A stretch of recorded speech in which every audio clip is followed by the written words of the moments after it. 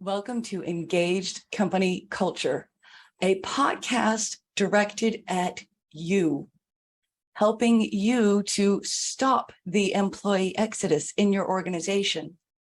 This podcast has 3 different types of episodes. First, you have tips, tricks, observations, stories, research from me, Dr. Catherine Weiberg of Profitable Alignment. Second, interviews with other consultants, other coaches who are here to serve you so you can learn other tips and tricks to engaging your employees, to stop the employee exodus, to consciously create and continue a company culture where people want to be and where they encourage other people to come to work and to become your customers. Third, I interview other business leaders who have engaged company cultures and want to share their stories. You might learn from them how they have applied principles of company culture to increase their employee retention, increase their profits, increase their productivity, and increase everyone's job satisfaction. Thank you for joining me. I hope you enjoyed today's episode. Have you ever been in a meeting and people seemed to be irritated and talking over each other? You might say they didn't have a high level of emotional intelligence. Maybe they didn't know why they were irritated with each other. Have you ever been in a meeting where everybody seems to be excited, engaged, really leaning into who they are, what they're doing, and what they like? You might say that they have a high level of emotional intelligence. Emotional intelligence is a common phrase. Appreciative intelligence is emotional intelligence and more. Let me tell you a little bit about me. I was once asked, how would you describe your ideal day? I hadn't really thought about it in those terms. I thought over my career paths, all of the different jobs that I had tried, all the different aspirations and dreams I'd had. They seemed so different from each other. I thought about them long enough to think, what was common about them? What made my ideal day? In my case, it is a day in which I learned something, a day in which I taught somebody something, and a day in which I helped somebody. Your ideal day might be similar to mine. It might be vastly different. It's a fun thing to stop and consider. Another thing about me, I love work and I love people. It has been hard for me to understand for many years why so many people don't love their work. If you don't love it, or at least like it most of the time, why are you there? If it's really just the paycheck, maybe you could find something else that you like better that would give you the same paycheck, or maybe even a better paycheck. There has to be something more. I'm also a serial solopreneur. Multiple business ventures, from custom creating computer databases for small businesses, to selling essential oils, to real estate investing, to professional editing. Now I am a business consultant. Through all of these, my ideal day has been a big driving force. I'm also a Toastmaster. I learned about Toastmasters originally in 1998 when I was in an onboarding session with the human resources trainer of a credit union. I was so excited about the way she was presenting. I wanted to be like her. I asked her, how do I get into the job that you have? She said, join Toastmasters. It took until 2017 for me actually to join, but I've loved every day since. I also have a Doctor of Management in Organizational Development and Change. I wanted to change the world, an individual, a team, and an organization at a time. It is in my Doctor of Management that I learned the term appreciative intelligence. I've been a student of leadership, team building, people, and how to embrace appreciative intelligence. Appreciative intelligence can be described in many ways. The way that I like to describe it is to consider the word appreciate in two different definitions. First, to recognize, to value, to embrace, to truly understand a person, team, or organization's strengths, individual diversity, passions, joys, motivations, the skills that are transferable from outside of work, as well as the things that drew each person to the organization. As you fully embrace and really understand and appreciate these things, it increases in value. It appreciates, like good real estate or a good investment of any sort. So appreciative intelligence is learning to appreciate and embrace and engage, thus creating greater appreciation. When I first started really delving into leadership and the way that I wanted to be as a leader, I came to fully understand that I could not do everything by myself. Yes, I've been a serial solopreneur, but there are some things that I just don't do well. And some of those things I don't want to learn to do well.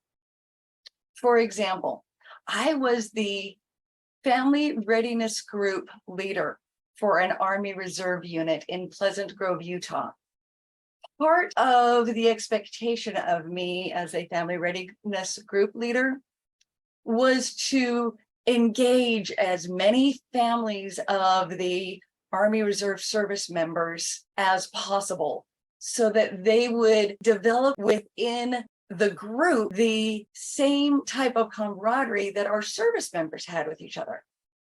Part of the way that this had been done traditionally was to host a big family day event. I have loved attending family day events. I worked with the committee to put things together. We did have it planned, we did have it put together, and it didn't go quite as smoothly as we'd hoped. This was one of my opportunities to use appreciative intelligence, really, really embrace it. I stood up at that event. I said, I am the Family Readiness Group leader. I am not an event planner. I want these events to go beautifully well for all of the families. Please, somebody help me. I need somebody who either loves event planning or who has done event planning professionally and who will lend to me and to this Family Readiness Group your skills, because I don't have them. I know this can be better. Blissfully and creating much gratitude in me, somebody stepped forward. She said, "You're right, this event is not stellar. And I was an event planner. I would love to help." I was able to use her background and her strengths and her skills to create much better events. All of a sudden, embracing her uniqueness increased the value. It was fantastic. There are some appreciative intelligence models that I love. The first one is called SOAR. SOAR is an acronym that stands for Strengths, Opportunities, Aspirations, and Results. SOAR is a strategic tool. It is an opportunity to really lean into the strengths of the team, the strengths of the organization, to look at the opportunities in the marketplace. What are the aspirations of the organization? and the aspirations of the individuals and the teams. What kinds of results have we gotten in the past? And what kinds of results can we get as we lean into these strengths? Another pair of books that I love, Appreciative Intelligence, Seeing the Mighty Oak in the Acorn. Max Lucado wrote a book, The Oak Inside the Acorn, looking at the beginning and how can it grow. Also, the Clifton Strengths Assessment. It's appreciative intelligence. It is looking at everybody's strengths and building on them. How can we engage the strengths to create the teams that we really want? I'm an academic as well as a practitioner. What kind of academic would I be if I did not create my own framework? My appreciative intelligence framework is called Reframe, Rewrite, Redesign. With the appreciative intelligence model of reframe, rewrite, redesign, every experience that you have had, personally or professionally, can be turned to your benefit and to the benefit of others. You learn to reframe or look at each experience and each perception in a new light, allowing you to rewrite the status quo and redesign the future that you want. It works for individuals, it works for organizations. I first used my reframe, rewrite, redesign model on myself. So many of us have felt that comparison is like an ugly stick that we can beat ourselves with. Using appreciative intelligence, using reframe, rewrite, redesign, you can create empowerment from comparison. I realized I was looking at people I loved and admired and feeling inferior. I had the thought, if I looked at this differently, maybe I can look at somebody I admire and find that I have something in common with that person. Maybe this person who's a fantastic public speaker and I have something in common. I used to be afraid of public speaking, but I was really good at talking to people in general. I see that in this other person who does public speaking professionally. You know, if I have that in common with this person, maybe I have other things in common. All of a sudden, comparison was not something to beat myself with. It was something I could use to say, maybe I am as good, at least in these areas. And maybe I can learn to overcome my fear of public speaking, which now I have. Other times, I've looked at people and I've thought, oh, I am so good at this. Why is this person not that good? That's not a kind way to compare. Again, looking at it in a new light, you know, I'm really good at this. This person is not as good at this particular thing that I do well, but this person is an event planner, and I don't do that very well. Maybe I can share with this event planner, this is something I do well, maybe it can help you, and maybe you can help me. Now my comparison is no longer, I'm so good. It's now, oh, I can help somebody, and somebody else can help me. How can we make teams that complement each other that way? Everybody's unique diversity comes into play. And all of a sudden, we have a stronger team. Now our teams congeal. Another person with whom I've spoken and worked a little bit, and whom I greatly admire, had the job working at a city office as an administrative assistant. We talked about work a couple of times. She was no longer enjoying the work like she used to. I knew something else about her, though. She also had become a master gardener. As a master gardener, she researched. She tried new things. She failed. She succeeded. She had to find mentors. She had to study. She worked as a team with her husband to make her entire yard a pollinator haven. All of the skills that went into becoming a master gardener actually were transferable to her job. I asked her one day, if your employer came to you and said, I know you're a master gardener. Although I'm not a master gardener, I have an idea what that takes. All of the research that you had to do, all of the time and energy that you put into it. I wonder, would you bring those skills, those strengths, everything that you learned, and apply those to your job as an administrative assistant? I bet you could help us be better and stronger. I asked her, how would that make you feel? She lit up like a Christmas tree. She was excited. She said, I would love that. This is what appreciative intelligence looks like in the workplace. Finding the diversity within the individual, going beyond the job description, looking at what talents has that person put extra effort into developing in order to create a strength. How can that strength then be brought into the organization? You get the whole person. And then that whole person helps improve the team.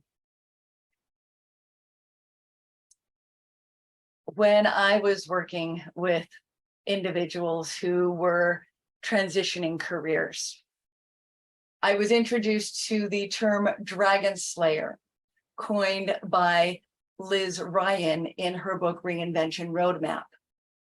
When she says dragon slayer, she is talking about stories that show what you did well in your previous work, that you would share in an interview, or that you could put on your resume that says, this is why you want to hire me. I thought about that. I agree with it. I also have turned it just a little bit with what I've talked about, making complementary teams. You are a dragon slayer if you do something for somebody because you do it easily and well, and that other person doesn't do it easily and well. I love to tell people there's no such thing as just. You're not just an administrative assistant. You're not just a mom. You're not just a dad. You're not just a salesperson. You're not even just the executive director or of a nonprofit, or just the CEO of an organization, however large it is. Nobody is just, because the things that come naturally to you don't come naturally to everybody else. And things that come naturally to everybody else might not come naturally to you. Maybe you are somebody else's dragon slayer. And maybe you sometimes will find dragon slayers for your tasks and your challenges. Think about how you can apply appreciative intelligence in your life and in your work. Carefully consider, what does appreciative intelligence look like to you? Thank you for listening to or viewing today's Engaged Company Culture episode. I hope you have enjoyed the episode. I hope you have learned something and have something that you can apply today to engage your company culture and encourage your employees to enjoy work, looking forward to Mondays instead of only looking forward to Fridays. If you liked this episode, please share it with someone else you know. Also, like and subscribe to Engaged Company Culture anywhere you listen to podcasts. Thank you and have a wonderful day.